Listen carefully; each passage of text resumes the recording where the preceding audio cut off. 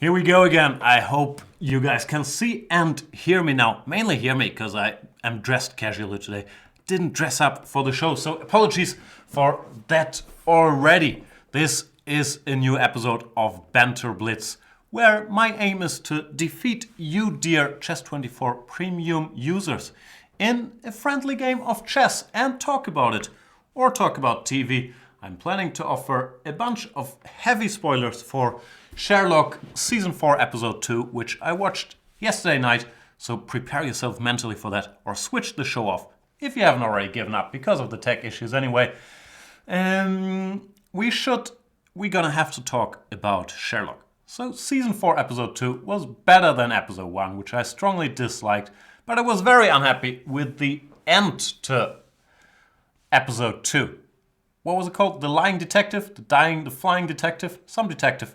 I don't know. I'm not sure I can give away the ending, but what bothers me is they never follow through with their twists. Like now it's another pretend twist, and then they'll talk their way out of it again in the next episode. Don't do that, Sherlock. We all know. No one really. I can't spoil it, can I? I don't know, this is awkward, so let's play chess. I think I wrote in the big announcements to this episode that I would prefer stronger opponents today. It's a common criticism of this show that I play too many weak players, which I don't agree with, because the purpose of this show is to get a chance to play all the Chess24 premium members, and I never discriminate by rating, but today I will, and will prefer stronger players so they can crush me. Therefore, let's prepare ourselves for a lot of whining, and on my part, and if you are a strong player, challenge me, and I will probably play you and whine about it. We are starting with Mr. Omid Malik. Is that the dude from not from iRobot, what's it called? From Mr. Robot? No, what's his name? Remy Malik? Anyway, he plays the Nimzo Indian, which is a good opening. My default move is Queen to C2. For this game, I shall play the what's called Rubinstein variation for E3. Plays B6, always a trendy line, when White has typically has a choice between Knight to E2 and Bishop to D3, followed by Knight F3. After Knight E2, Black has many moves, Bishop A6, Knight E4, and he plays C5, turning A3, Bishop A5. Weird little line that is sometimes played by strong players. I believe Mr. Paco Vallejo recommended it in his video series as well. Don't they normally play Knight A6? I'm not sure what theory said after Queen E7, even though I'm sure I've had a game here as well in the distant past.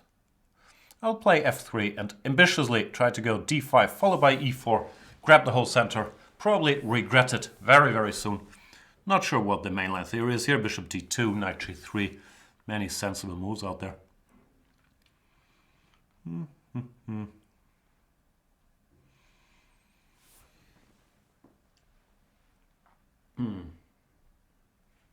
And Goran Strandberg says he's watching the Sherlock tomorrow. Hashtag no spoilers. He means no spoilers. I'm sorry, I'm not sure I'll be able to do it, Goran. It's probably safer to wait watching this show till you're done with your Sherlock Holmesian intake. Can I go D5? Bishop A6, Knight G3. Let's find out. D5 is a bit ambitious strategically. If I manage to get in E4, Knight G3, all the good stuff, I'll have an almost winning position, but I'm not highly developed on the chessboard. Therefore, it is a bit risky, but Bishop takes C3 seems like it's helping me to get my pieces out after Knight takes C3. In general, that is the problem with White's position, that these knights sometimes are standing on each other's feet. Well, now I no longer have that problem, and a pretty nice position. Not sure if I should start with E4 or just with Bishop E2. Bishop E2 could lose half a tempo after Bishop A6. Therefore, I'll start with E4. The problem with E4 is that he has Knight H5 followed by a quick F5, which actually, now that I think about it a little more, should have been enough reason to start with Bishop E2. He goes Knight D7, slightly different version of that idea. Doesn't threaten Queen H4 check, therefore I like it less than Knight H5. But of course, it's all fair play. Now he goes Bishop A6, fair enough. However, in this structure, even without the light squared bishops, if I manage to get my pieces out there, I should still have a decent little initiative.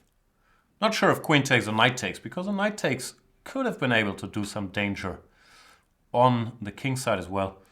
But I felt it was more important to do this. This is another move that you could argue about, because after fe I can't recapture with the knight since this bishop would be loose. Therefore, my idea was after fe to go queen e4, and if queen e4, then fe, when he would struggle, or I hope he would struggle, defending the d6 pawn. However, it's not clear what my next move is. Maybe knight b5 is a threat, maybe it's not. g5, very ambitious play, but legit after bishop somewhere. He wants to go f4. How much do I mind that? I guess I would mind losing too much time on it, so I should probably go back to d2. Interesting stuff. He will play f4 anyway. After g5, I have very little doubts that this move shall follow. Now I have to make up my mind what I want to do. Can I go knight b5, knight e5, bishop c3, a6, bishop e5, queen e5, knight c7, d6. Not so sure. It's tempting in a way. Knight on b5, of course. Looks a little silly. What other decent squares does this knight have? I'll just do it. Not sure about it though. Feels a little shaky. So this was the plan, and after a6 to take here. But it could go either way, and I prefer things going my way normally. I'm not sure. I've stolen this general Banter Blitz design, which looks a bit cleaner than the ones I normally do myself. But the problem is that I'm tinier than in the ones I normally do myself. And I am so full of myself that I demand being bigger in my Banter Blitz shows. That's the only thing that really bothers me. So my knight has been transferred to the good e6 square. Rook f6, he is giving me this pawn. You know what? I can't help myself. I'm sure you could make all the arguments, lethal attack along the g file and I'll get punished, blah, blah, blah. Don't care. It's a pawn. Give me that pawn. Rook g6, knight e6, probably king h8. But f4 is also hanging now, so he doesn't have time for king h8. Give me that pawn. He goes rook h6. He wants to checkmate me instantly. Doesn't even want to wait around. I could go knight h3 if I get scared, and I get scared easily. Point is knight e6 looks more natural, but then queen h4, I would probably have to go g3 or something, which I'm not sure I like. Therefore, this slightly more defensive option, to put it mildly. Pawn on f4 is bothering me, so I'm trying to get to it ASAP. He probably has to keep it by playing knight g6. When I still need a plan. Ugh, all this planning. Let's get the king out of the way first. Still not an easy position to play, because yeah, it's gonna be tough to get my pieces going. Bishop e1 is a bit of a weird move, covering the h4 square, so I want to maybe play knight f2 and be able to meet queen h4 with knight g4. But I might have to concede with a very heavy heart that he has compensation for the pawn. Just king h8, rook g8, and bad things could happen to me on the king side. My one weakness, that's not true, I have many weaknesses, that sometimes I underestimate opponents' attacks. Yeah, now that I think about it, this bishop really doesn't have enough to do on e1. It should get out of the way. Rook h5, weird move.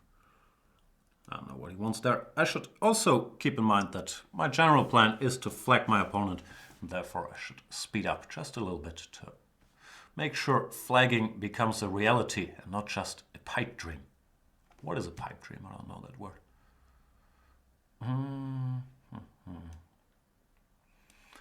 Okay, so I've played a bunch of passive random moves. I am still a pawn up. I am still quite passive. I still need to decide what to do in the distant future.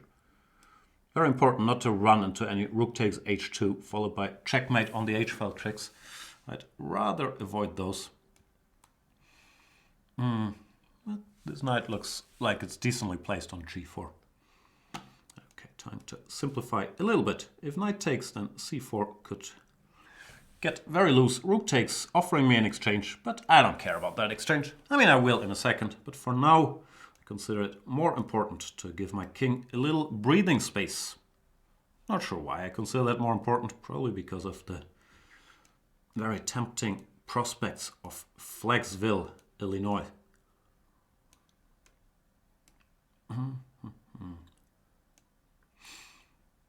You know what? I'm even willing to offer an exchange sacrifice. That's how generous I am. He wants to go rook takes g4, followed by f3 check, but I calculated all of it. He doesn't want to do it, that's a surprise. Okay. Anyway, I calculated all of it, and after rook g4, I was playing rook c8, and then rook takes f8. I can't remember what I was playing. I won more or less on time, which is normally the goal. So we can all go home satisfied now. It's just one game, so probably I can't go home satisfied yet. So what else can I tell you about Sherlock Season 4, Episode 2? Oh, Goran Sandberg, oh no, who was it? Someone was very scared about spoilers. Let's start with the good stuff. It's a good plot, it's very Sherlocky, it's not James Bondian like the first episode. It's a very good villain. This is an actor whose name I don't really know, but you see him in a lot of stuff. What is his name? Toby? Who knows these things? Toby Jones? Something along these lines. He was good, and I enjoyed the whole episode except for the final plot twist, which is, yeah, just... First of all, it's very demeaning to the female characters. I can't explain it without giving it away. So I'll control myself, and we'll stop talking about Sherlock. Watch it, it's getting better, but I didn't like it. Blitz Enemy is the highest rated opponent I could find at a quick glance. Let's see what Blitz Enemy has in store. Where are all you high-rated dudes? Probably either still asleep or at work, or both. Sleep at work. Therefore, challenge me, guys. And yes, we are talking about the BBC show Sherlock, which is based on a dude called Sherlock Holmes. In a modern setting, so for some reason we need 2 TV shows where Sherlock Holmes solves crimes in our day and age. One of them being Elementary. I haven't watched much of Elementary, but I heard it's quite good as well. The other is called Sherlock. Then there's some horrible movies with Robert Downey Jr. that are probably called something like Sherlock Holmes, but I didn't like those. Okay, back on topic.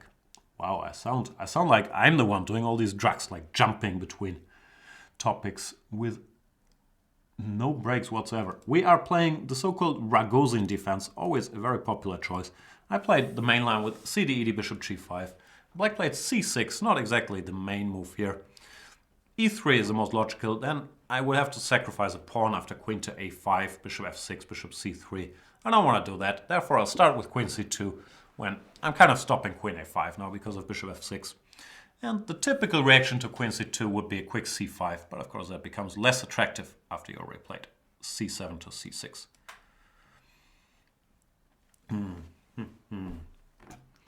Bishop to g4. Let's go here. Normally bishop g4 is less effective if you already played h6, because there's no longer bishop h5 followed by bishop g6. Yeah, the bishop has to go back to e6, when you could argue if my knight is good on e5 or not, but it's not terrible. Therefore, I think this little interaction, I don't have all the good words today. Intermezzo did not hurt me. f4, you always gotta think about knight e5, fe, knight g4, which is actually probably what will happen. And I probably, since I said you always should think about it, I probably should have thought about it, but I didn't do any such thing. You guys know how this show works. Do I take this? I could. Then he has to play bishop takes here, because bishop h4, there's f5. Bishop e7, queen e7, rook e1, f6. Sort of a normal position. Nothing too special. So I believe I should instead play rook e1 immediately and give him the choice if he wants to take on e5 or not. Knight g5, and if fe, then f6 looks like the most logical choice to me.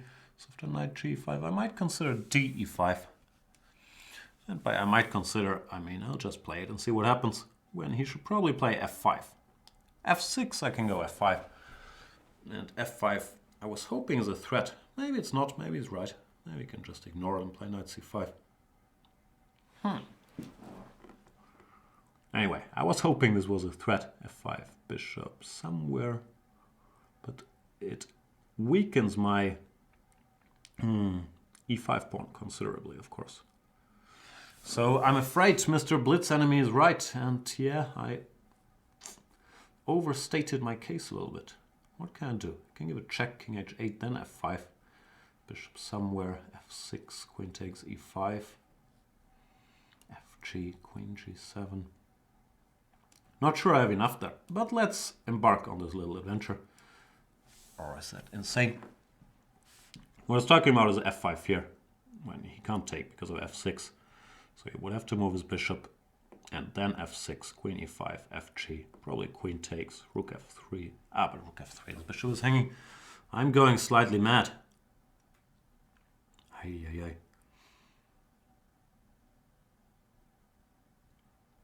Okay, change of plans. Panic. Panic is normally not a good thing in chess. Neither are changes of plans before. Yeah, it was just a bad move. I'm going mad. a3, g6, and I don't think I have enough for the piece. Nope, we are in trouble. By we, I mean me. Someone posted it once, and they're right. Whenever I say it's a surefire sign that I messed up. Therefore, big time here. Too many hanging pawns. Still some tricks because the king is a little weak, but bottom line, I'm 2 pawns down for not a lot of play. And b4, knight a6 did not really increase my optimism or improve my chances here. Because now he just says knight takes b4. Good news is I'm way behind on the clock as well. So far everything is going exactly according to plan. I must rely on my old swindling instincts. I used to be a good swindler before I turned into this modern day, much weaker Dr. Tarash and became all dogmatic. I used to specialize in swindling, but nowadays, yeah, Blitz enemy is just making all the natural strong moves, which is kind of annoying, by the way, and is probably crushing me. Right, back to a6, also sensible enough.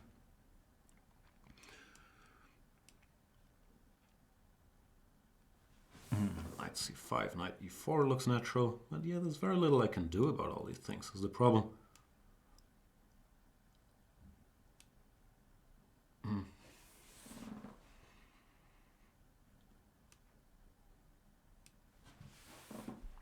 All I can do is make moves, hope for a miracle.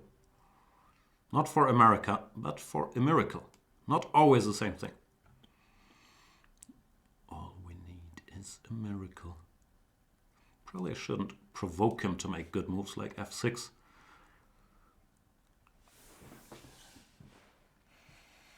Well.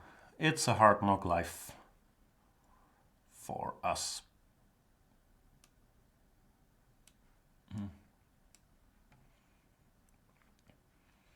I'm trying to have some fake threats. Well, this is actually a real threat. Rook h6 followed by rook g6. And it looks like I might be allowed to execute my real threat, which would turn the tables a little bit, because I might get this queen. That would greatly help not only my chances, but also my mood. So this is good news for both of you viewers, because this show is gonna be a little less whiny. Had I lost this game, you know what would happen. Is spiral of self-pity, questioning everything, every decision I've taken so far in life. Well, now I'm gonna win, and I'll be cheerful and jolly and giving, I don't know what I'll be giving, probably nothing either way. Anyway, I prefer winning to losing, is what I'm saying. And now I will win, and I prefer that to losing.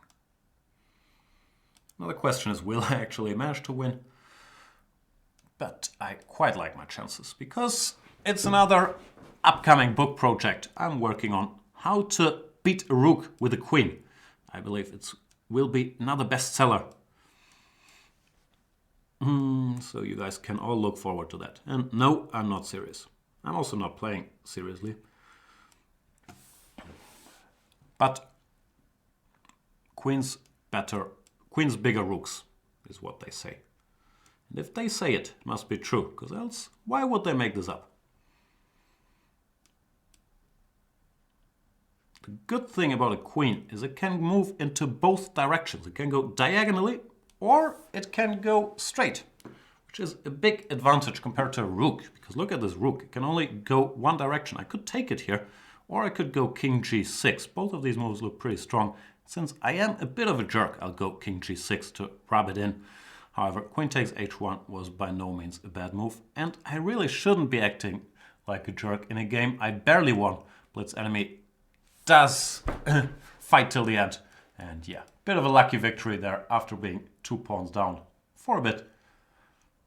My life on high says Gustafsson is hard to spell, but you managed. It's also right there on the screen, so you can copy paste it, and it's logical. Even though I'm not Swedish, it means Gustav's son, right? My dad's not called Gustav, so maybe it's not that logical, but it is a pretty common spelling name there. But I'm aware that it's often misspelled. Sad. So sad. Nah. Okay, who is the next opponente? Why do I keep saying that?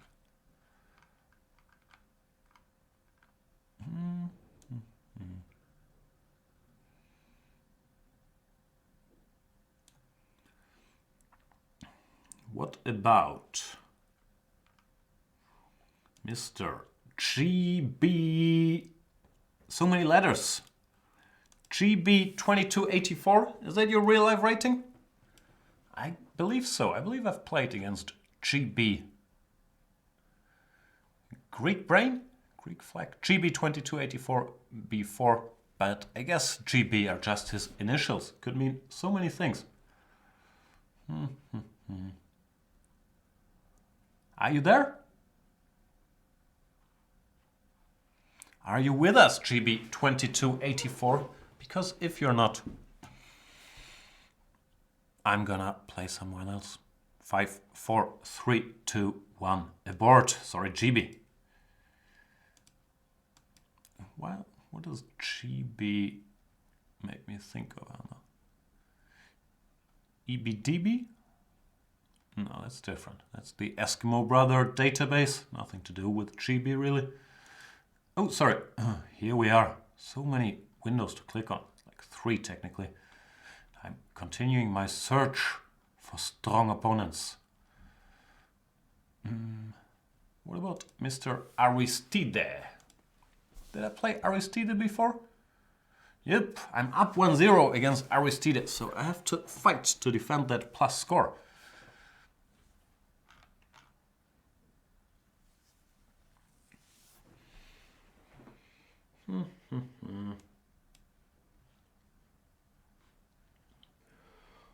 What are we discussing? Jan, how do you feel about people calling you Gusti? Which is what the chat seems to be wanting to do. Is that what the chat wants to do? I don't know. I've been called Gusti on and off most of my life.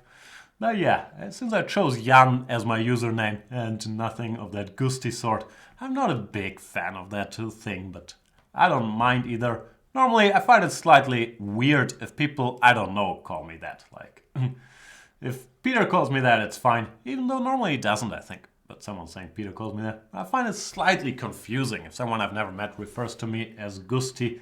Because in general, you don't refer to people with nicknames, especially if it's not that common. If you don't know them, right? But do I sound very full of myself? I probably do. And yeah, I'm not a big fan of Gusti. End of the story. I'm not a big fan of the Catalan either. But what to do? While I was discussing the Gusti situation, I've stumbled into this position. Bishop f4, I'm trying to remember what I gave in my very instructive video series. I believe I gave bishop to d6, queen c1, and all these fancy moves. I believe that's what's recommended in the Avrov book. I can't remember if I gave knight bd7 or a5.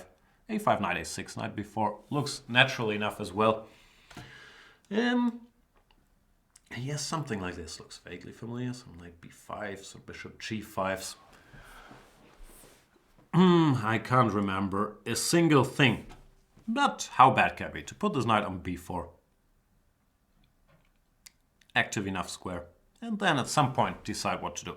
One thing I could be doing is just take everything. Take on f4, take on f3, go c6. Ask this knight what is up to on b5. I don't know, maybe he wants to go knight takes d6, but after cd my minor pieces are kind of okay. So it doesn't look too terrible.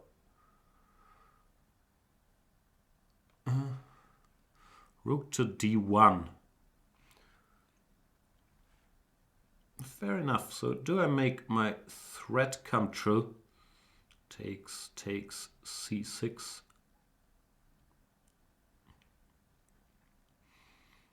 Looks logical to me. We'll see how it goes.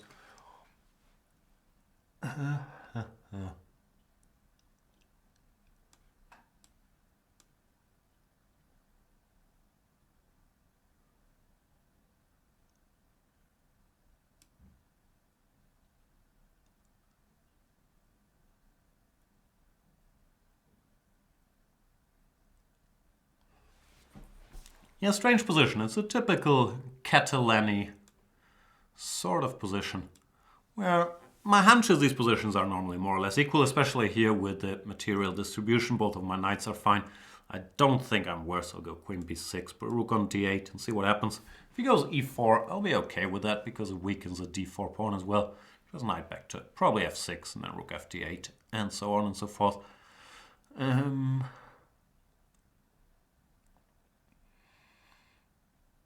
So yeah, I would guess it's roughly equal.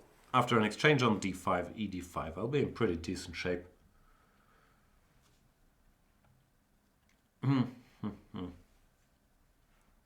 He goes e4, and I shall go back. Yeah, e5, I was just going to say e5 followed by knight e4, and knight to d6 is actually a legal plan here. That is slightly annoying. I have to think about how I want to meet that knight. Meet and greet. Yeah, I kind of underestimated this. I guess I can't tolerate a knight on d6 forever. I could give the exchange for it, which is a typical recipe, like rook d8, queen c7, and take on d6, but I'm not sure how much I like parting with the exchange either. So for now, I'll monitor the situation. After knight d6, I might go knight c8. You know, that's a bit of a passive square. He goes to c5, okay. Also possible, of course, I could question that. Yeah, I think I'll question that guy right away. If the knight gets exchanged, then my other knight is doing quite well, I was gonna say, but he can't take and follow it up with rook c5, which would be maybe a little awkward. Should still be fine after b6 and maybe c5. But so far, I have the feeling I'm getting slightly outplayed. I'm used to that feeling, so nothing too bad has happened. But all good. Queen c3.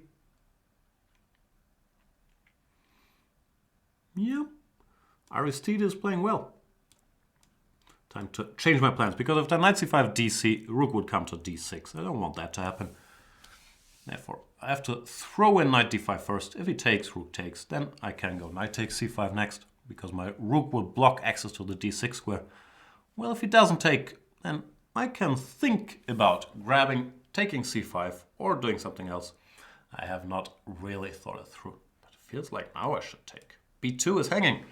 Once again, if there is a hanging pawn anywhere on the board, I will instantly forget all my principles and grab it.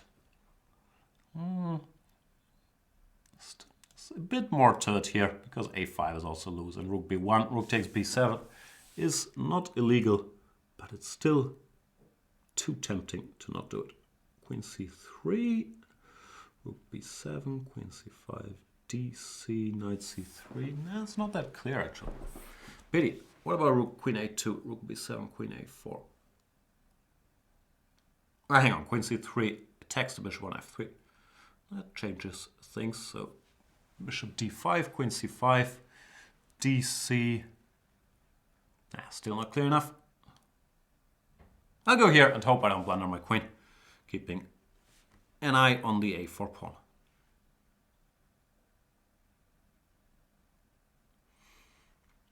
Here's rook a1. Now I can go here with tempo, attacking b3. It looks like I outmaneuvered myself. No, himself. Him. Myself.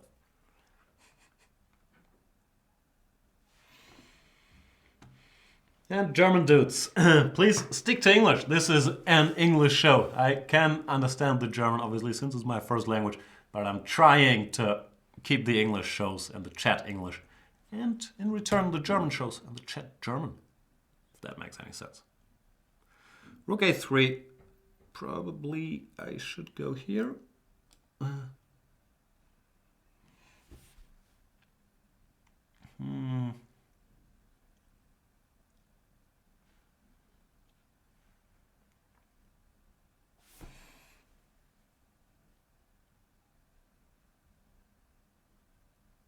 Yeah, I'm in decent shape here. Pawn up, time up,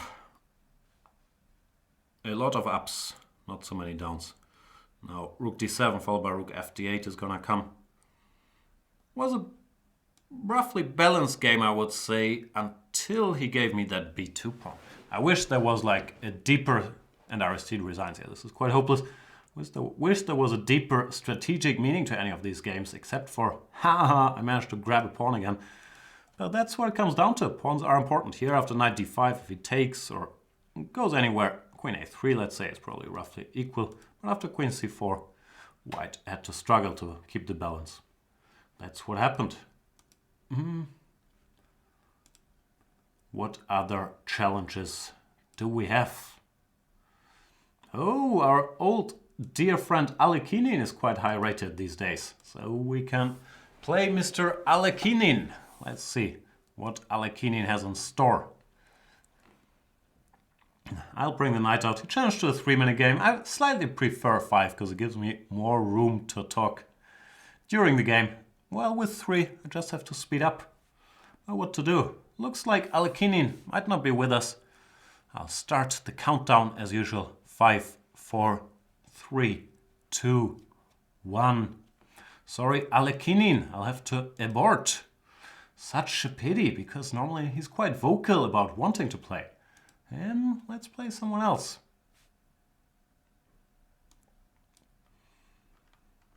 Today, as I said, I'm preferring the strongest challengers I can find in my little list.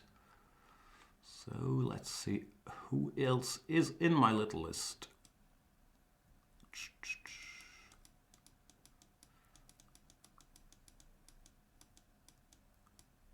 Scrolling through here.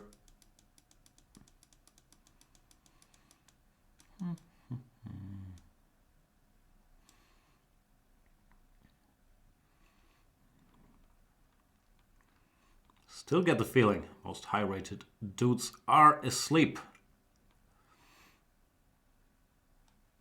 I'll play Champy, who I have never played before.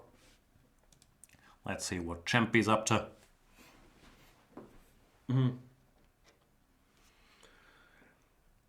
D4, knight f6. So far, so good. And he plays c5, a move very popular in many portions of the internet. Normally I go knight f3, but sometimes I get bored of it myself. So for this game, why not accept the Benko gambit? See what Champy has studied. Looks like he's doing all the modern stuff with bishop g7 instead of the old bishop a6, where after e4 it looks like white is doing quite well. Nowadays, just as I say that, he goes bishop a6. He is not of that opinion. White used to play mostly knight f3 and g3 systems here, but recently White has been doing very well after e4, bishop f1, king f1. Then the old plan with knight f3, g3, king g2, play a4. a4 is sort of the new angle in some ways. And that position seems to be quite pleasant for white. Or I think, at least in practice, the results have been quite good for white. So I'll do that and then see what happens. I believe... I'm not sure. I believe I had some point that it made sense to start with queen e2 instead of a4. Maybe some rook a6 move. But I can't really remember any of the details, so I'll do the usual, put my pieces somewhere, hope for the best. After rook a5 it feels fairly logical to put the bishop on d2 in order to jump to b5 with tempo, attacking this rook. And then maybe go bishop to c3. In general, if white achieves knight to b5 and bishop to c3, I believe he's in good shape, having neutralized the most dangerous black pieces. So that's what I want to do. Knight b6 looks fairly logical. Rook c8 is also logical, at least pairing the threat, but now I can execute my plan. How good my plan is a topic for another day. Because here there's e6 trying to blow the position open. Things might still not be so clear. At the very least I would have to think about what to do after e6. Rook hd1, ed, knight d5, bishop g7, king g7. Don't really see any progress there. He goes knight b6, giving me a choice between b3 and a5. b3 wants c4. Does that bother me? Not sure. If I go a5, where's the knight going? Knight to c4. Then I have queen a4. And if it goes back... Nah, if it goes back, it had to go back, which is already a tremendous achievement. I understand I'm sort of undermining my own knight on b5, but worst case scenario, I can reroute Mr. b5 horse to the c4 square, which does not look like a bad square either. Still slightly concerned about this e6 break. I'm not sure what to do about it. Maybe I'll discourage it a bit by playing rook hd1. Does that make sense? Looks sort of sensible.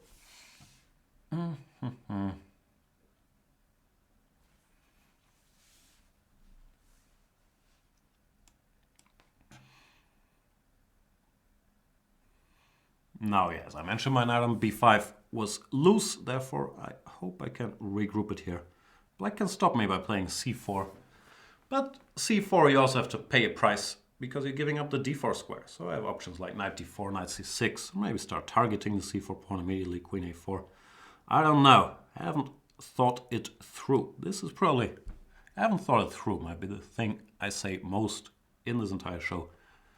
But now that my knight is on c4, I can't really see the compensation for the pawn. I've secured my passed pawn. My pieces are on good squares, so it's a Volga or a Benko. I believe in English you say Benko. In German territories we tend to say... Do we? I think we call it Volga Gambit in German and Benko in English. Yeah, tough for Champy how to proceed. Probably has to go knight e8, but it's not pretty.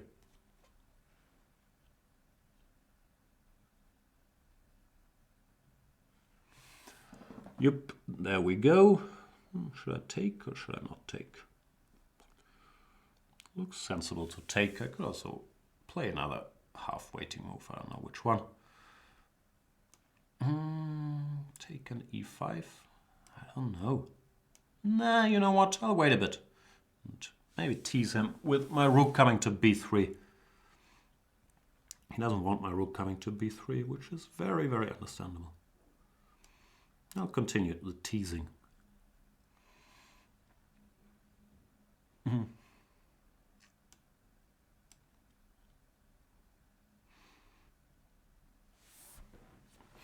Not sure this achieved anything really. After queen a7 or queen a8. Queen a8, can I go knight b6? Takes, rook takes. Nah, nothing there. Pity. I don't know what to do.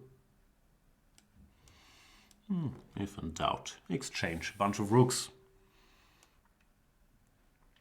I don't think that's a valid chess rule. If in doubt, exchange a bunch of rooks. Does not sound like sound advice.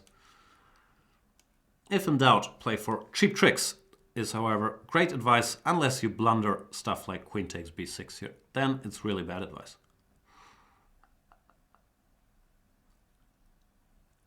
I'll try to keep a straight face. But it doesn't help, he didn't miss it. Oh boy, why do I blunder pieces in one move? That's kind of uncalled for. That's embarrassing. Yeah, not much to do about it. Just put on a straight face and pretend it's all part of the plan. Who needed that knight? Hoping for knight c3, queen a1, but even that is kind of totally winning for black. So yeah, things don't look good, and I will probably lose to Champy, which will upset me. Maybe I won't lose to Champy, because he could not handle the new situation and blunders the whole board in one move. That must upset Champy greatly. Wow, that was nothing to write home about.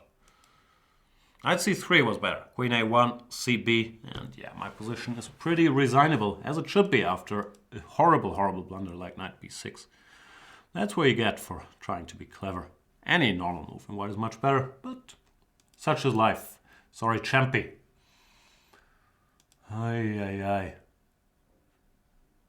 What else do we have? We have Mr. Fierce Grace in the building. Let us play against Fierce Grace, who I played in a real-life game in the Thailand Open last year. So I know all about him, even though he's changed flags. Fierce Grace used to play under the German flag, now he's Finnish. Are you the same guy, or am I confusing you with somebody? I don't think I am. Maybe I am, I don't know. I'll play the Nimzo, because I have to plug my new video series on the Nimzo Indian. Check it out. I've been told, mainly by myself, that it's very good. And Fierce Grace plays the line, which I recommended in my white video series, which of course I should also plug at this point. And yeah, he plays what I recommended for white, but now I have to play myself and try to remember what I recommended for black here, which I can't. Was it queen a5? I think I gave queen a5 in my black video series as an interesting way to play. Looks like Fierce Grace has watched the white series, but not the black series yet. You always gotta see all my output to see where I'm contradicting myself, because I can't remember any of these things. e3, I also can't remember what to do. Bishop f5 looks logical, then bishop d3 takes. Knight e4 also looks quite logical. Yeah, let's be annoying and go knight e4 and see if Fierce Grace panics. Rook c1, there's normally this queen takes a2 trickery. Yeah, I'll go for that. This is sort of a typical theme in such positions. I want to follow up with bishop takes c3 and then exchange queens when I'm not better, but normally I'm not worse either. So yeah, it's an idea to keep in mind, this queen takes a2 business. I might have given all of this, I honestly can't remember. After bishop d3, I can also go knight c3, maybe. Then I have to consider bishop h7, king h8, bc, queen c2, bishop takes, or rook takes. Ugh, it's so complicated. For now I'm planning bishop d3, takes bc, queen takes c2. Then if rook c2 I can take on c5, so you should probably go bishop takes. Then something like knight a6 maybe. Because if I take on c5 there's bishop d6. Which looks roughly equal. We'll find out.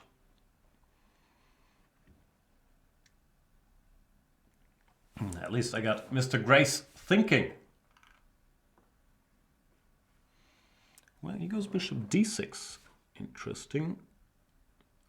Do I want to take that or not? Would also be sort of typical, I would guess, to ignore it. Then again, if I take and play some developing move, or queen a5 back followed by takes. Nah, I'll ignore it. Not sure, I think I might have made a mistake there. Not sure at all. Because I missed bishop b5 actually. But even bishop b5, not the end of the world, as I like to say. Because after bishop d7, he's still one tempo short of hitting my queen. Let's say takes, knight takes, castles, then I can go bishop takes c3, bc, queen takes, rook takes, knight dc5, and I will emerge a pawn up. So things aren't too bad.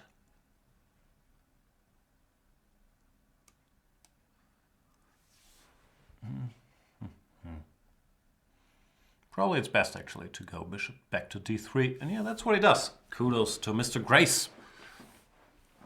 Can I play some showy move like bishop to a4?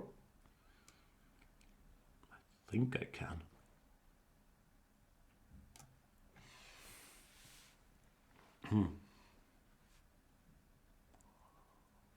Doesn't really achieve all that much, but looked like a funny move to play.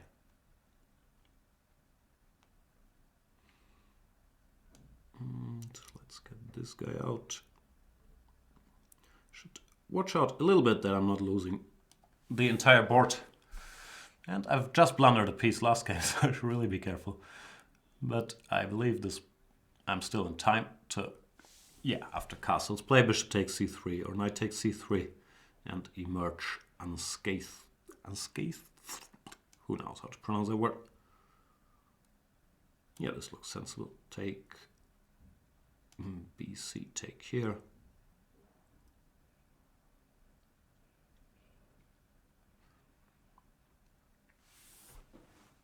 He's thinking, maybe he wants to do bad things to me, like bishop takes h7. You want to do that?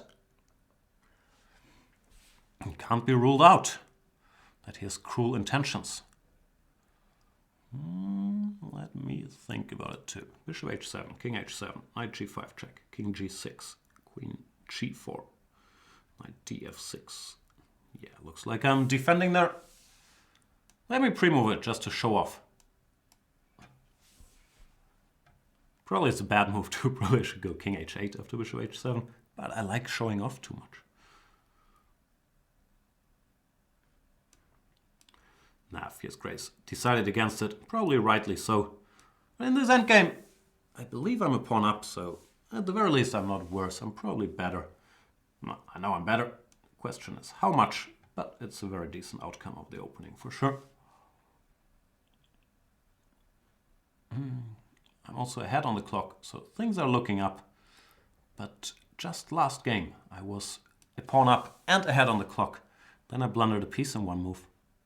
The favor was returned instantly. Now we'll find out. Fierce Grace goes c4, which is probably a good decision given the circumstances. What do I do? Just a5 maybe? If in doubt, push your a-pawn. A-pawn is a-pawn.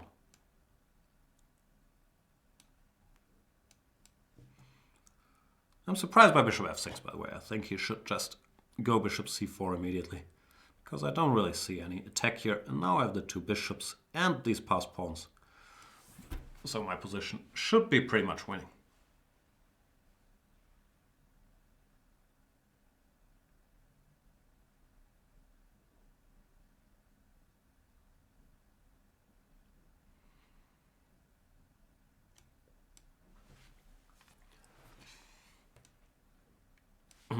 Wondering if the knight coming here bothers me. It doesn't bother me greatly, but why not stop it if I can?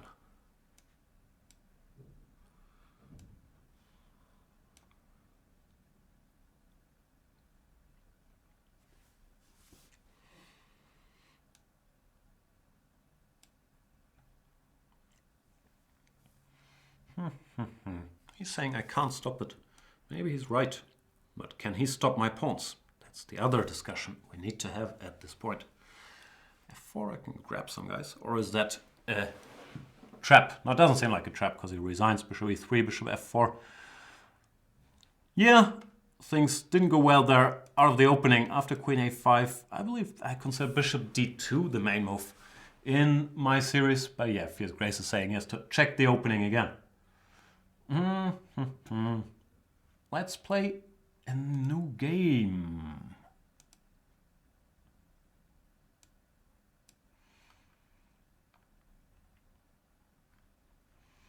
What about Mr. Feedemaster Dr. Boki? Boki boy. He's another dude who likes his queen c2 Nimzo, right? Shall we continue our little theme tournament? Why not have a little theme tournament? Oh no, Catalan. Oh, boring.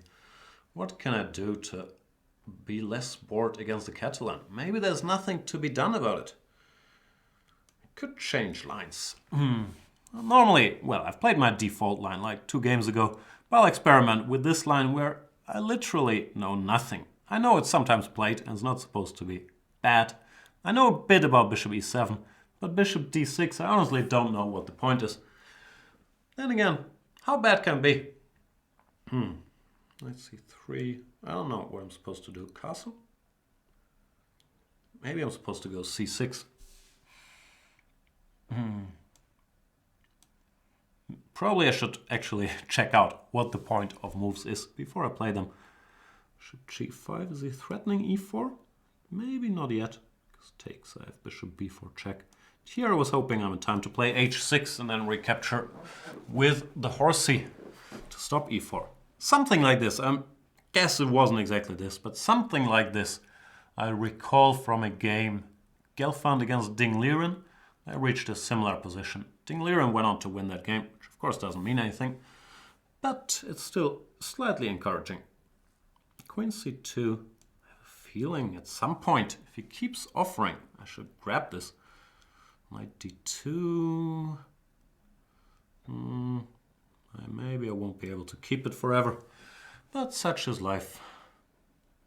It goes e4 instead, very aggressive. But that means I might emerge a pawn up, which, apart from lasagna, is my favorite thing in life. I think I've used that line before. Didn't make sense when I used it last time. Does not make a lot of sense now. c7 or e7? I'll go here. I did not want to lose a piece after e5. And yeah, I couldn't decide which square is better for the bishop. On c7 it controls e5, but knight e5 is not a move yet because of queen d4. If he goes, let's say, rook f or rook a1, I'll go b5, knight e5, bishop b7. I couldn't see any terrible things happening to me anytime soon.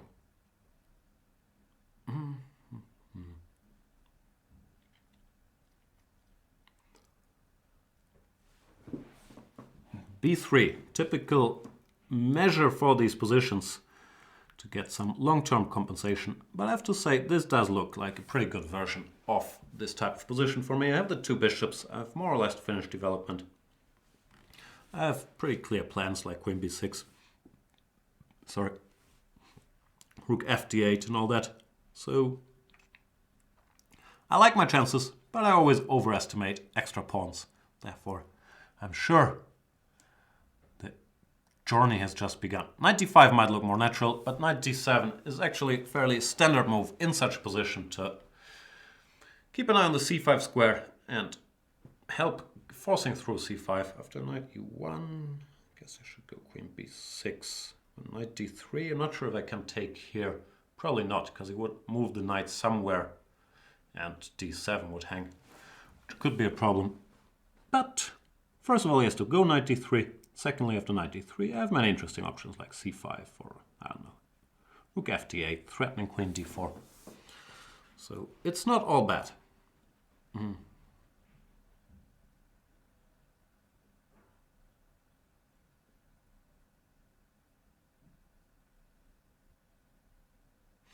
Queen e4, clearly intending to not allow me to play c5. I'm a stubborn dude. So I'll cover my bishop. Still intending to play c5. He goes queen g4, but not a lot of attack on the king side, right? With just a queen, you can't checkmate me. You need more people.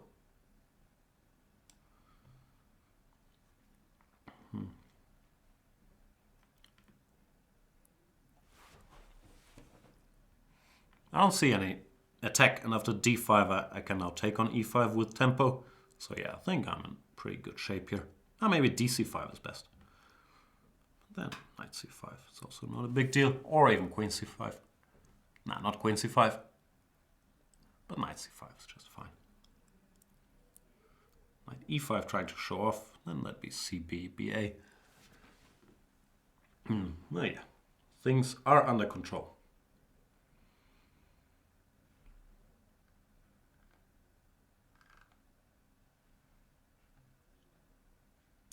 Goes d5.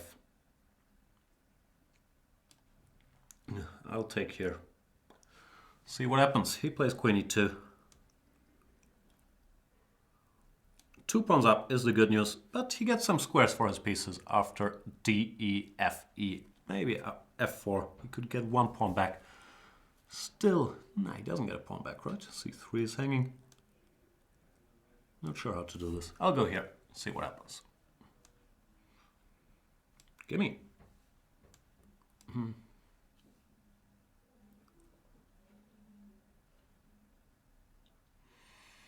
And Dr. Boki resigns. Thanks for the game, Mr. Boki.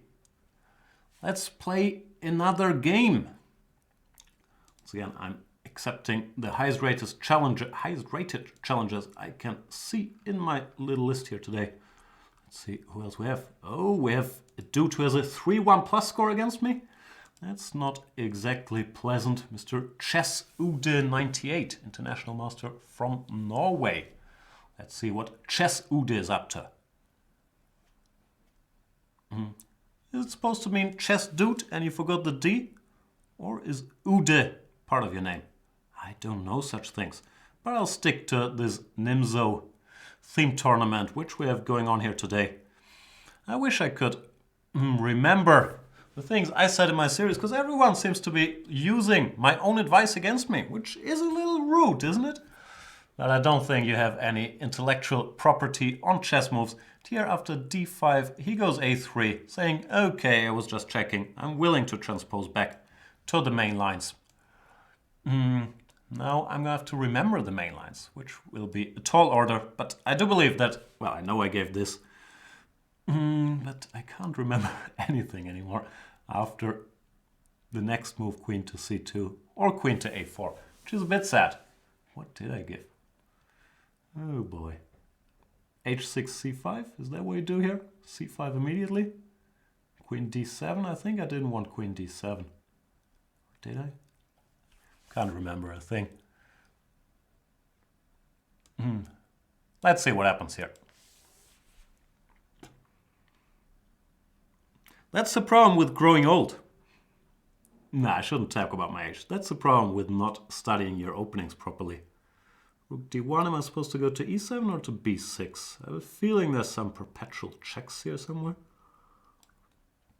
But clearly, Chess Ude knows more about these topics than me. Blitzes are rook d2. Oh, but I've seen this. Hang on, isn't this some game? I don't know what game it was, but this looks very familiar. Some game... So Nakamura, maybe? It's kind of a drawish line, if I recall correctly. But yeah, watch my series. Note to self, watch your series. I might not have given this, but yeah, this is one of the main lines, and I think it's very, very drawish. Chess Ude is saying I gave queen d7 instead of c5 in my series, which is very, very possible. As I say, I can't remember a single thing, which is a bit sad. I'm gonna have to study. He's saying I gave queen d7 and then there's rook c1 instead of rook d1. I'm gonna have to look it up. Maybe I have to do an update already. But I'm glad someone's watching my series at the very least. Looks like he's happy making a draw here. Or maybe he's just teasing me. But I do recall that, yeah, this was sort of a theoretical draw. And I have to look up what I gave. Did I give this? Then queen c2. What did I want? I can't remember at all. Really with that. Ah, now you go c5, right? Is this the line? c5, dc, rook c8? Very, very possibly this is the theoretical line that I recommended in my series. Oh boy, great memory. Anyway, good game against Chess Ude. I believe what I did. I'm sure it's been played as well. So yeah, note to self, study series. Let's play somebody else.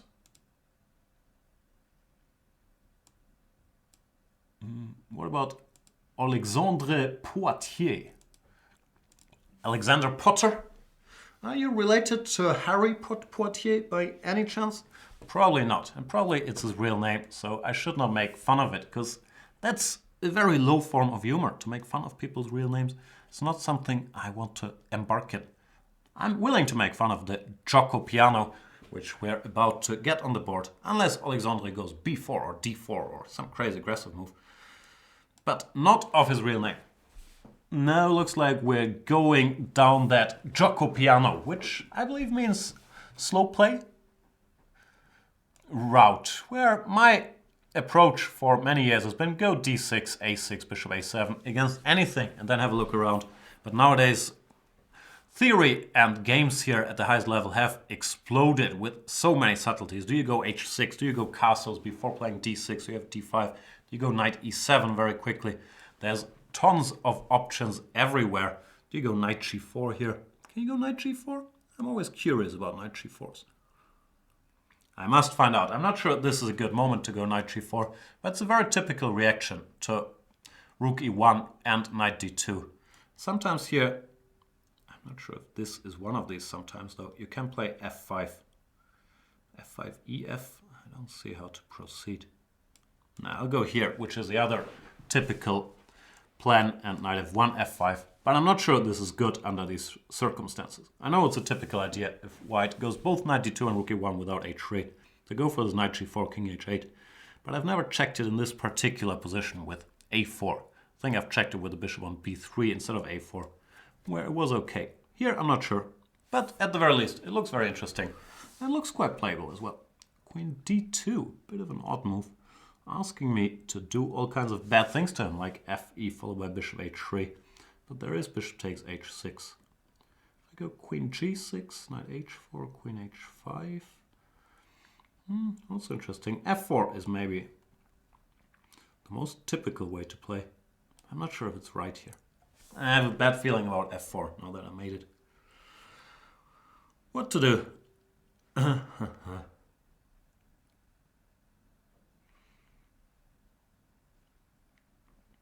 Let's see what Alexandre has up his sleeve. I believe I'm fine, but I'm not sure about f4 because there's so many tempting options connected to the pawn there. Maybe just queen h5 and knight g3. Not sure. We'll see how it goes. But I believe I'm okay. There is enough King's Indian-ish types of plans here. Queen h5 followed by knight to f7, for example. Or knight f7 immediately. But I like the look of this queen h5. b4, b5 should not unduly scare me. Or maybe it should, but it doesn't. After b5, where do I go though? Knight d8? Maybe it should unduly scare me. Or scare me unduly. Bishop h6. This is kind of asking for gh, opening the g file. Even though it's going to be a bit hard to get a rook to the g file. Still hard, too hard to resist.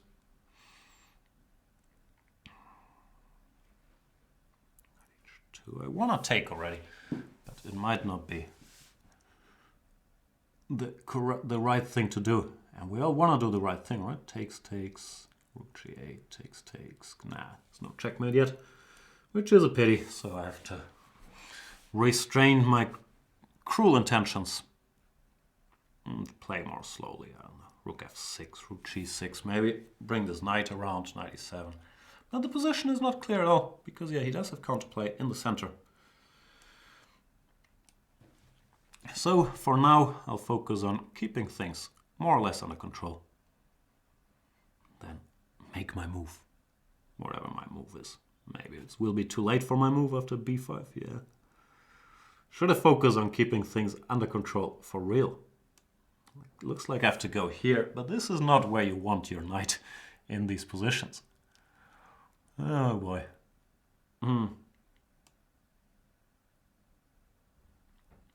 c6, of course, a little weakening. bc, he will go bishop a2, and my knight will look silly.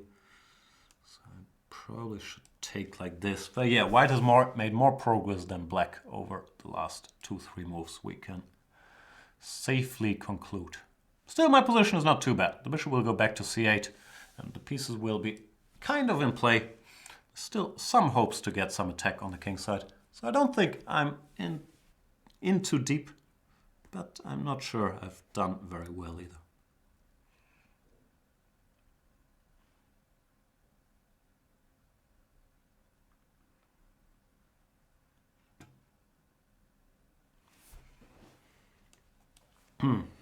Takes. Alright.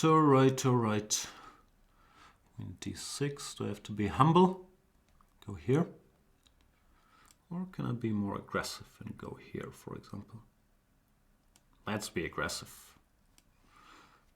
Might get punished for it, but it's a bit sad to offer the exchange of queens here already.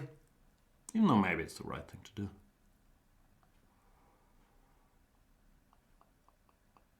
King h1 is what I'm expecting. When can I take here? Takes. Oh, I missed that move. Okay, missed queen f6 check. That's insanity. Whoa. Now I'm scared. Missing such a check is normally bad news. Therefore, I will instantly take everything back I ever said about making active moves and go for the first endgame available. Alexandre keeps his foot on the gas, forcing me to exchange this when, yeah, I'm slightly worse if anything. Not a happy camper here at all. Alexandre Portier playing very well. Because I have these long-term weaknesses. So far I have all the squares defended, but things are not great.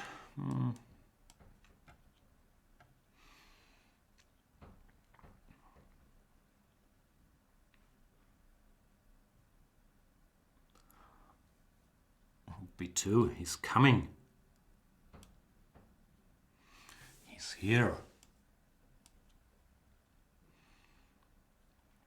Still, I do have things more or less under control over there.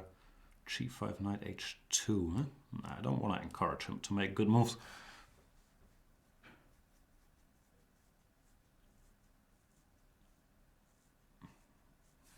Tricky little position. G3, another good move. Stop making all these good moves, Alexandre. No one likes a know-it-all. King G2 might not have been a good move, because it allows me to go G4 and F3 check with tempo when his king's position becomes a little dicey. So it looks like my well-meaning criticism of not being such a show-off and making all these strong moves did hit home. Alexandre decides to make some slightly more human moves, giving me a chance. And by giving me a chance, I mean giving me a chance to checkmate him. Therefore, Alexandre resigns after a very good game. I think, yeah, where did it start going downhill? Pretty much around here, this position. And still don't have anything special. Knight h2, king g2, knight g4.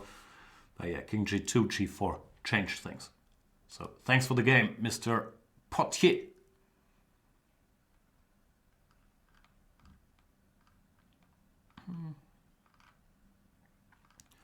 Going through the list of challengers. What about Panurge? Panurge? I don't know. Panurge from the United Kingdom of...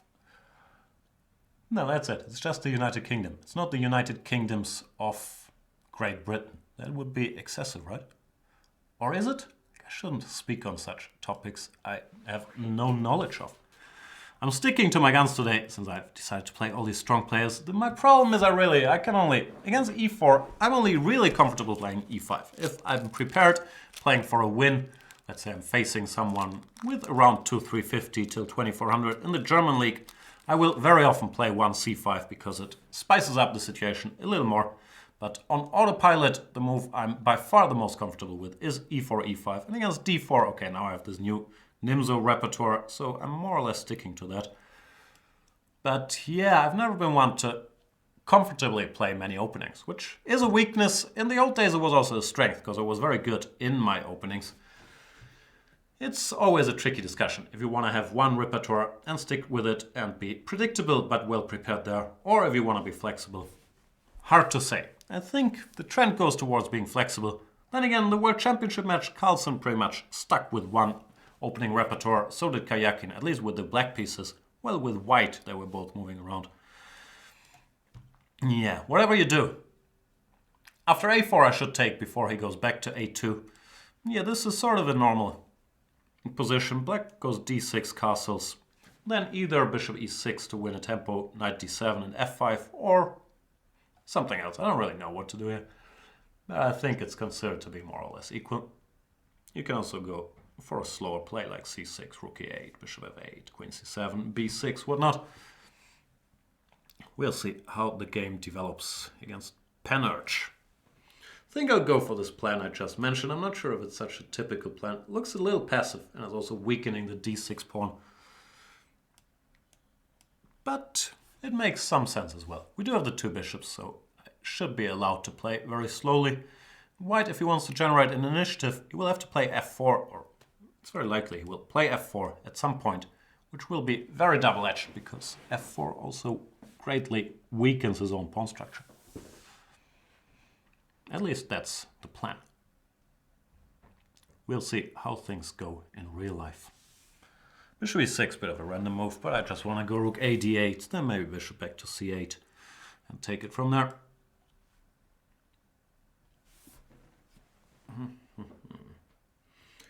Looks like Panurge is not really in any hurry to determine or to change the pawn structure either. So for now, it's going to be a bit of shadow boxing, a bit of Tai Chi here, moving back and forth, nothing really happening, but I have plenty of useful moves to make, so I don't particularly mind that. Knight d7, g6, maybe some a6 to hint at b5. It's not so easy to Blake Griffin White's structure, but it's also not so easy for White to do anything constructive. Knight h5 I could take, but I can also, well, at least I hope I can also keep these knights on the board. Once again, daring him to go f4. Now would probably be a good time for it. After ef, either rook f4 or knight f4. Objectively, actually I should have taken and then played g6 when I'm fine, because yeah, this is a very good moment for White to go f4. I have to admit that much. Still, the knight on e5 is a pretty solid defender, closing this diagonal, covering f7. So things aren't terrible. We'll see where the party takes us.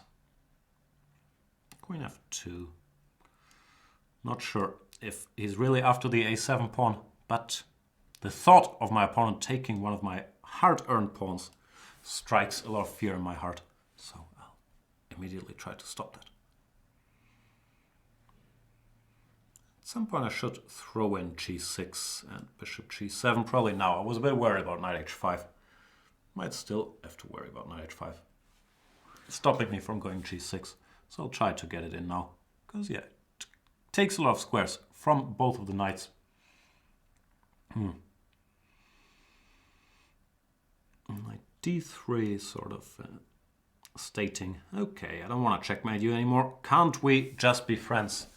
But I was going to say there are no friends on the chessboard, but that's of course nonsense. It's the friendliest competitive game because there's this thing called draws, which gave me the reputation, probably rightly so, of being a tremendous coward because I like draws, but I don't really like draws. I just really, really dislike losing. I dislike losing so much more than I like winning, that a draw has always been sort of an acceptable outcome, which image-wise is probably not a good way to think. But that's the problem with chess. Like, you can be very competitive and really hate losing, which often is a stronger indicator than liking winning. But it does turn you into a coward on the chessboard. And that's what happened to many people, mainly me though. Anyway, bishop d4 was a good move, threatening bishop b6. I sort of didn't see that coming. I didn't want to weaken my position by going c5, exposing the d5 square. So I opted for queen e7, but it's a little clumsy now. Bishop b6, rook d7. I still like my chances because I have a sound structure and I'm in good shape long term. c5, logical enough. I could win a pawn though, right? Can I take here and then here and here?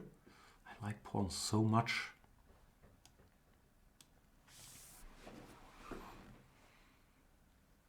It does seem like I can win a pawn.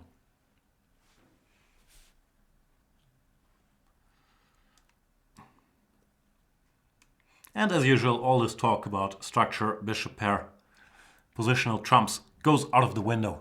When a pawn can be grabbed, everything changes, mainly the pawn balance.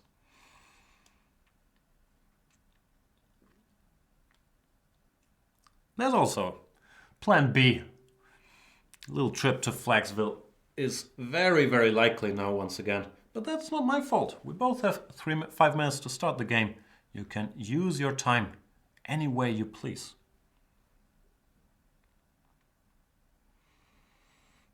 Maybe it is my fault, now that I think about it.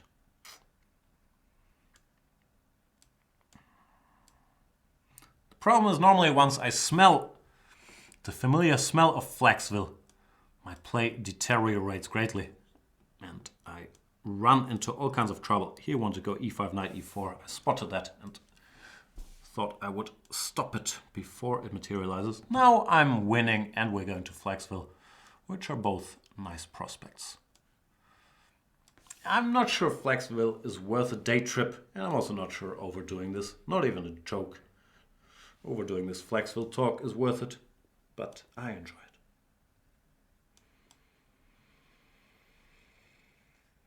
it. Let's go home. And yeah, Panurge does resign. I have to visit the restroom. I'll be gone for 1 minute and 22 seconds. That's my record time. No, actually, let's make it 42 so I can wash my hands. We'll be back in a second. See you then for the last game. Challenge me, strong players. Playing all the strong players today.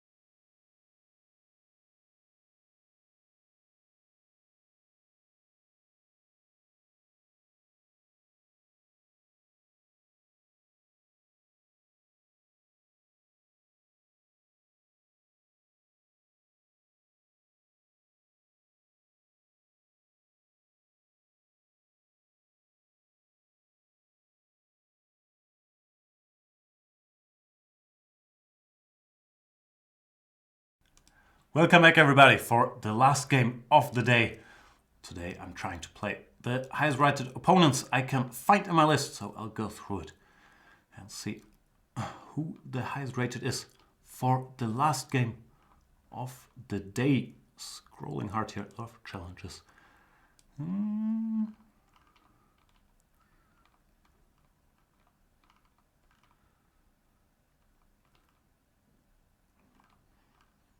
This is an exciting show, me scrolling through lists.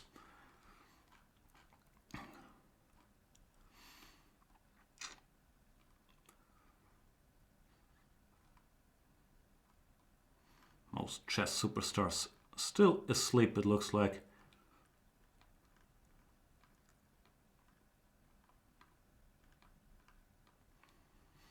So I'll do something I normally don't do, because he wasn't here earlier, but this is the highest rated name in the list. I will give Mr. Alexandre another chance, and this time he is with us. Let's see how it goes. I only challenged to a 3-minute game, which yeah, I'm really not a very big fan of, because it does not allow me to get a lot of banter in. But such is life. Everyone has a right to do so. We're playing this bishop e3 line, which is very popular with Spanish kids, and they know. I don't know. This line is bad for black, but I've lost many a game here in Blitz, so we'll see how it goes. The thing is, white hasn't castled yet, and you have the ideal setup with bishop e3 and knight to d2. Therefore, this line really is problematic for black compared to normal King's Indian, but of course there's still the long-term attack on the king side, so you have to be very careful with white, even here. It still is pretty much a dream version of any King's Indian with a knight already on c4. White's attack progresses much faster than it typically does.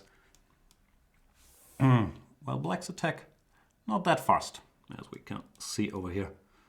Okay, time to initiate some more aggressive actions. Now let's target the a7 pawn and see how Alexandre reacts. Probably I should go a6, but then, yeah, I can either go knight to b6 or bishop b6, queen d7, knight back. I'll think about it when we get there. There's also knight to a7. That's maybe a bit too artificial. Bishop d7, knight b6. Nah, I shouldn't make my life too complicated. I think I'll just go back, then put the knight on b6, exchange this bishop, reroute the other knight to c4, and enjoy life.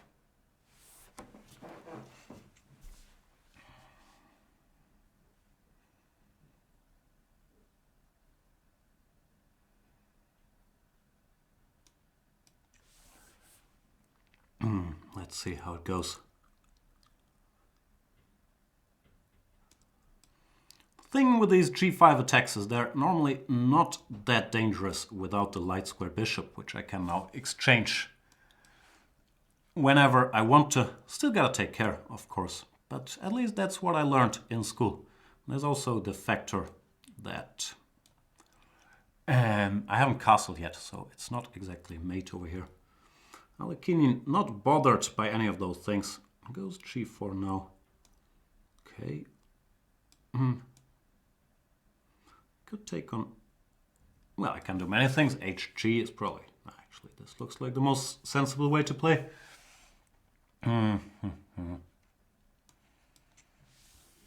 Keeping things under control. But yeah, I've lost control many times in these King's Indians. I don't have a great feel for them. Therefore, it is a sensible choice, even though objectively this is just bad for black. But it's not enough to say that. You also got to be able to prove it. So let's see if I shall be able to do that. The position is borderline winning, but you got to execute. Queen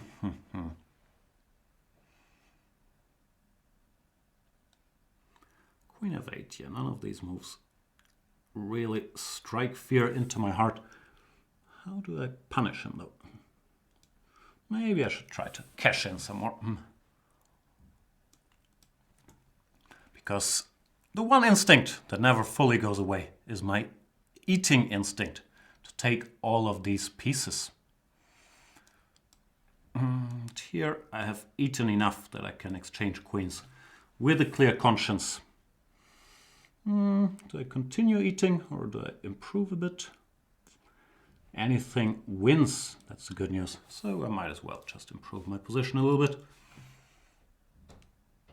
Alexandre is playing very fast. Might be too late though, because yeah, I have not really gotten into trouble on the clock.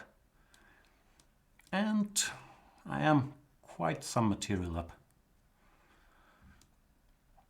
Let's take this just for good measure. And therefore, Mr. Alexandre resigns. Thanks for the game. And that's it for today. Thank you, everybody, for joining, for challenging me, for watching the show, for contributing in the chat. We shall start our Vikensee show, or the Vikensee coverage, on, I believe, Saturday already. The great Peter Svidler is in town, so I'm very much looking forward to that. Thank you guys for watching the show. Enjoy your whatever day of the week it is when you're watching this. I do not know.